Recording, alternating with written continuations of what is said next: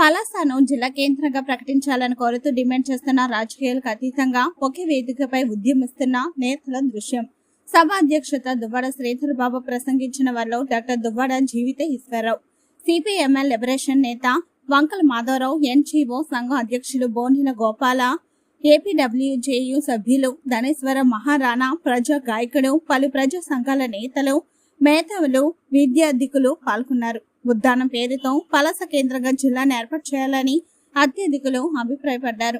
13 జిల్లాల నుండి 26 జిల్లాలుగా ఏర్పాటైందని, కూటమి ప్రభుత్వం వచ్చాక 5 జిల్లాల్లో నూతనంగా ఏర్పాటు చేస్తామని ప్రతిపాదన వచ్చినప్పుడు అందులో మొట్టమొదటిది పలాస జిల్లాగా ఉండేదని, కానీ పలాసను పక్కన పెట్టడం వల్ల చాలా అన్యాయం గురయ్యామని వ్యక్తులు అభిప్రాయపడ్డారు. కాగా ఈ సమావేశానికి పోలీసులు అనుమతి ఇవ్వకపోయినప్పటికీ ప్రజల సహకారంతో దీనిని విజయవంతం చేశామని నిర్వాహకులు దువ్వాడ శ్రీధర్ బాబు ఆవేదన వ్యక్తం చేశారు.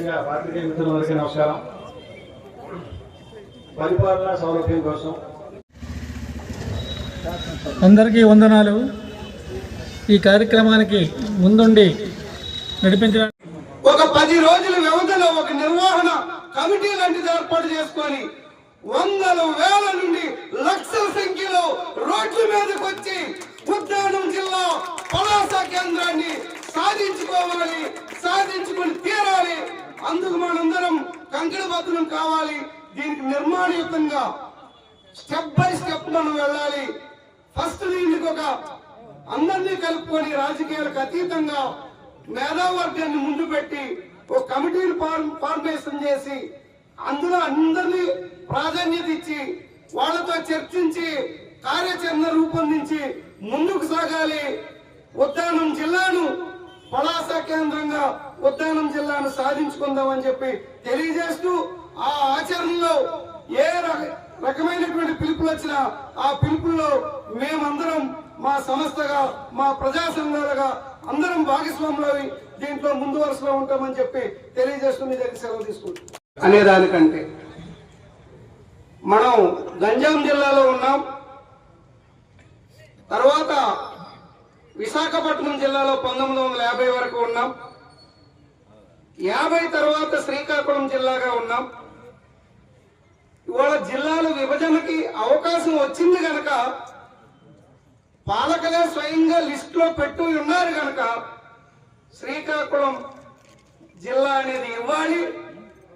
ఉద్దానం కోనసీమలాగా ఒక అస్తిత్వం ఉంది. ఉద్దానం అంటే దేశంలోనే ఒక గుర్తింపున్న ప్రాంతం.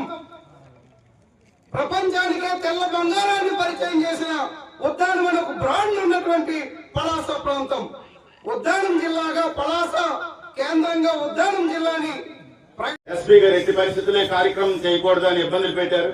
నాకు సీఏ గారు థ్రెట్ ఇచ్చారు, ఇది ఆపకపోతే మీరు కేసు కడతాననేసి. అక్కడ పోలీసులు కాసి ఇక్కడ లోపలికి రాకుండా ఆపుతున్నారు. మేమేం చేసాం? మేమేమైనా తప్పు చేసామా? ఒక ప్రైవేట్ స్థలం ఇది. ఈ ప్రైవేట్ స్థలంలో అతను ఇచ్చినంత లెటర్ తీసుకున్నాం, అన్ని అనుమతితో తీసుకుని చక్కగా ఒక మంచి కార్యక్రమం చేసుకుంటున్నాం. ఇక్కడ అందరూ మేధావులు, ఉద్యోగులు, వ్యాపారస్తులు, కర్షక కార్మిక వర్గాలు అందరితో కలిసి మాట్లాడుకొని రేపు ఈ కార్యక్రమాన్ని ఎలాగైనా ప్రభుత్వం ముందుంచి మనం పలాస జిల్లా చేసుకోవాలని ఆశ తప్పించి మనం ఎవరికో విమర్శించడానికో ఎవరికో ఇబ్బంది పెట్టే ఉద్దేశం మాకేంటి లేదు. మేమంతా కూడా ఇది నాన్ పొలిటికల్ ఎజెండా, అందరం కూడా రాజకీయాలు అతీతంగా చేద్దామని అనుకున్నాం. కానీ పోలీసు వారు విపరీతమైన ఇబ్బందులు గురి చేశారు. మేము చేస్తాం తప్పు ఏంటి? ప్రజాస్వామ్యంలో ఒక మీటింగ్ పెట్టుకోవడం తప్ప? ఇది ఎంతవరకు న్యాయం? ఎంతో మంది ప్రజలు వస్తే అడ్డుకున్నారు, ఎస్ఐలు, పోలీసులు. నాకు సీఏ గారు కూడా ఎట్టి పరిస్థితుల్లో పెట్టకండి సార్, పెడితే మీ మీద కేసు కన్నా కేసులకు మేము జడిచిపోం. కేసులకి జడిచిపోయే ప్రసక్తే లేదు, దానికి భయపడే ప్రసక్తే లేదు. భయపడే అంతకన్నా మేము అప్పుడే చెప్పిన అరెస్ట్ చేసుకోండి సార్, మీ నుంచి ఆపే ప్రసక్తే లేదు. సూచనలు తీసుకొని చక్కగా ముందుకు వెళ్దామన్న ప్రయత్నమే తప్పించి ఎవరికో విమర్శించాలి, ఏదో ఇంకో రకం చేయాలనే ఉద్దేశం మాకు కాదు. కాబట్టి దయచేసి పోలీసు వారికి కూడా అక్కడ పోలీసు వారికి కూడా నేను విజ్ఞప్తి చేస్తున్నాను, ఇది మంచి పద్ధతి కాదు. కార్యక్రమాన్ని అడ్డుకోవడం, అలాగే వస్తున్న వాళ్ళని రానివ్వకుండా అడ్డుకోవడం కూడా అది చాలా తప్పు. మేము ఇదేమి రహస్యంగా ఏదో చేసుకున్న సంఘ వ్యతిరేక విషయం కాదు ఇది. కాబట్టి సరే, మీ పని మీరు చేసుకోండి. దయచేసి మన అందరూ అర్థం చేసుకోవాల్సిన విషయం ఏంటి, 12 జిల్లాలని 28 జిల్లాలు చేశారు. అంటే ఆ జిల్లాలన్నీ కూడా డెవలప్మెంట్ దృష్ట్యా కట్స్ చేసి ఆ జిల్లాలని 28 జిల్లాలుగా చేశారు. మరి 13 నుంచి 26 చేసినప్పుడు కానీ, 26 నుంచి 29 ఇప్పుడు చేసినప్పుడు కానీ మన శ్రీకాకుళం జిల్లా అలాగే వెనుకబడతానికి గురి కావాల్సిందేనా అనేది మన విషయం. ఈరోజు పలాస జిల్లా చేస్తామని ప్రకటించారు వాళ్ళే, చాలా సంతోషించారు ఈ ప్రాంత ప్రజలంతా కూడా. నిజంగా పలాస జిల్లా అయితే ఈ ప్రాంతం ఎంతో అభివృద్ధి చెందుతుందని, అలాగే ఈ శ్రీకాకుళం జిల్లా కూడా ఎంతో అభివృద్ధి చెందుతుందని మన ప్రజల తాలూకా ఆశాభావం. ఈ రోజు శ్రీకాకుళం జిల్లాలో మనం ఎక్కడ భారతదేశంలో ఎక్కడ చూసినా ఆంధ్రప్రదేశ్ అంటే శ్రీకాకుళం జిల్లా వెనుకబడిన జిల్లా.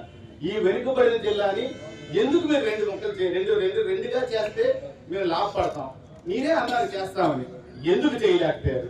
ఇది ప్రజలందరూ కూడా, మేధావులు అందరూ కూడా చాలా బాధపడుతున్నారు. మన ప్రాంతీయులంతా కూడా ఈ రోజు పలాస జిల్లా అవుతుందని ఎంతో మంది, చాలా యువత, చాలా అనే వాళ్ళు ఉంటే దీని గురించి ఒక విధంగా ఆలోచించవలసిన అవసరం.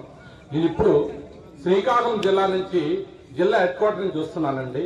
ఒక పని పైన అంటే నా ఒక్కడికి ఒక రోజు తీసుకుందంటే ఇక్కడ ఉన్న ప్రజలందరూ ఆ పని కోసం జిల్లా కేంద్రం పరిపాలన సౌలభ్యం కోసం ఎంత దూరం వెళ్ళవలసి ఉంటుంది. సో ఆ ప్రాంతం కంటే ఇక్కడ జిల్లా పరిపాలనా సౌలభ్యం కోసం జిల్లా అవసరం ఎంత ఉన్నదని మనం గ్రహించాలి. ముఖ్యంగా నాగరికత నదీ పరివాహక ప్రాంతాల్లో అభివృద్ధి చెందింది అంటారు. ఇండస్ట్రియల్ ఎరా వచ్చిన తర్వాత, అర్బనైజేషన్ అయిన తర్వాత నెమ్మదిగా ప్రాంతాలు అభివృద్ధి చెంది పరిపాలనా సౌలభ్యం కోసం రాజధానులు, జిల్లాలు ఏర్పాటు చేసుకోవడం జరిగింది. ఈ ప్రాంతం బాగా వలసలకు దూరంగా ఉన్న ప్రాంతం కాబట్టి వలసలు ఇక్కడ నుంచి ఎక్కువ మంది వెళ్ళిపోతూ ఉంటారు, తక్కువ మంది జనాభా ఉంటారు.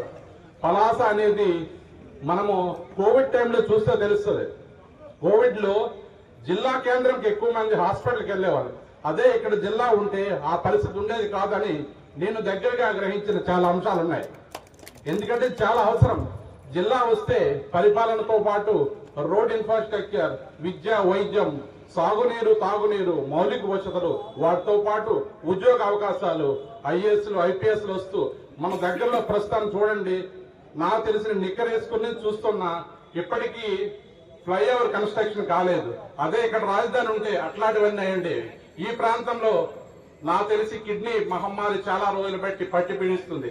అట్లాంటి సమస్యలన్నీ ప్రతిరోజు మనం అధికారులకు ఇవ్వాలంటే పరిపాలనా సౌలభ్యం కోసం రాజధాని కంటే జిల్లా చాలా అవసరమైన అంశం కాబట్టి దీన్ని ఇక్కడ ప్రాంతవాసిగా నేను ఈ పరిసర ప్రాంతాల్లో ఉంటున్నాను కాబట్టి ఒక జిల్లా తప్పనిసరిగా అవసరమని ప్రజలందరూ కోరుకుంటే ఒక నిర్ణయాత్మకంగా ఒక నిర్ణయాన్ని తీసుకొని పలాస జిల్లా ఏర్పడిపోయిందనే నాకు దీని మీద నాలెడ్జ్ తక్కువ, పేపర్లో చూడటమే, దీని మీద చేయలేదు. ఇంతకుముందు అసలు పలాస జిల్లా ఏర్పడిపోయింది అన్నటువంటి భావంతో నేను ఉన్నాను మొన్నటి వరకు. ఎప్పుడైతే 3 జిల్లాలు అనౌన్స్ చేశారో ఏంటి పలాస జిల్లా రాలేదు ఏంటనేసి అనుకుంటే మళ్ళీ ఎవరో వాట్సాప్లో పలాస జిల్లా కూడా ఉంది కానీ రావడం కొద్దిగా లేట్ అవుతుంది, కానీ పలాస జిల్లా కూడా గవర్నమెంట్ దృష్టిలో ఉంది అని ఎవరో వాట్సాప్లో మెసేజ్ పెట్టడం, అది కూడా నేను చూడటం జరిగింది. అయితే ఇక్కడ పెద్దలు, అనుభజ్ఞులు ఇక్కడ ఉన్నారు కాబట్టి అసలు ఎక్కడ 5 జిల్లాలు అనౌన్స్మెంట్ చేసి 3 జిల్లాలే అనౌన్స్ చేసి అంటే ఇప్పుడు డిక్లేర్ చేసి ఇంకా 2 జిల్లాలు తప్పించడంలో ఎక్కడ తప్పు జరిగింది అన్నటువంటిది అంటే బహుశా అందరికీ ఈ విషయం కొద్ది గొప్ప నాలెడ్జ్ ఉండొచ్చు, కానీ ఇది చర్చలోకి రావాలి.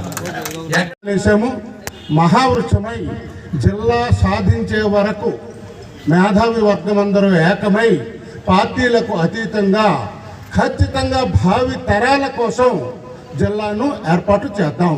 అవకాశం ఇచ్చిన బాబా గారికి ధన్యవాదాలు.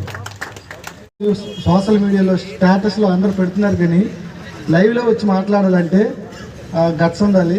ఇక్కడికి మేధావులు అందరూ వచ్చున్నారు, అంటే ఉద్యోగులు కానీ, విశ్రాంతి ఉద్యోగులు కానీ, ఆర్మీ, ఇలా అంటే ప్రతి ఒక్క ఉద్యానం నుంచి ప్రతి ఒక్కరు కూడా అంతమంది వచ్చారు ఈరోజు. చాలా సంతోషం. రానున్న రోజుల్లో ఇంకా హైలైట్ అవుతుంది. అసలు పలాసకి ఎందుకు అంటే ఫస్ట్ ఒక పంచాయతీగా ఉన్నాం, పంచాయతీ నుంచి దాంట్లో గవర్నమెంట్ తప్పు ఇక్కడ ఎక్కడ నాకైతే కనిపించలేదు. ఎందుకంటే చర్చించుకున్న తర్వాత డిక్లేర్ చేశారు, డిక్లేర్ చేసిన తర్వాత